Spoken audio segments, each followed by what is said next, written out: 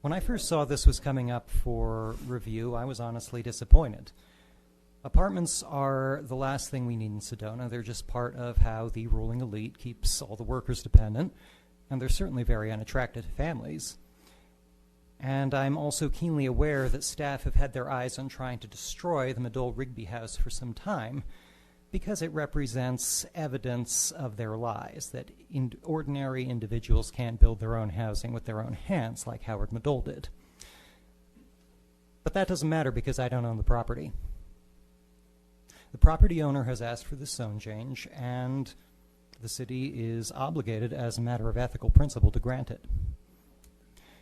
Property does not exist in objective reality. It is a construct that we make up because it helps us to deal with the objects that surrounds us.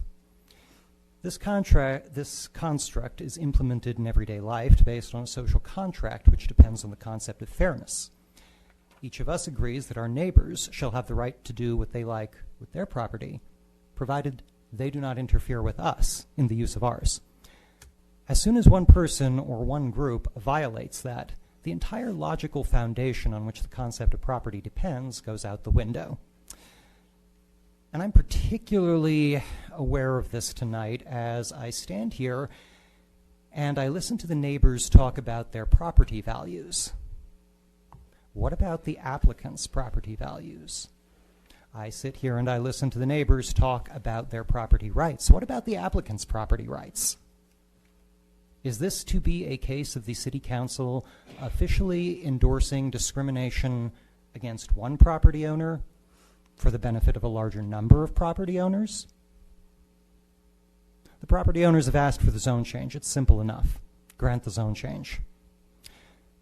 The other point that needs to be addressed here is what can only be described as the abominably bad behavior of Carrie Meyer, Mike Raber, and every other person in the Community Development Department who has been pushing this notion since I think it was 2017 that, well, this will become multi-use housing or multi-family housing. City doesn't own the property. The property owner will decide what it'll become. If Bob Olson wants to buy it and put a spa there, he'll put a spa there.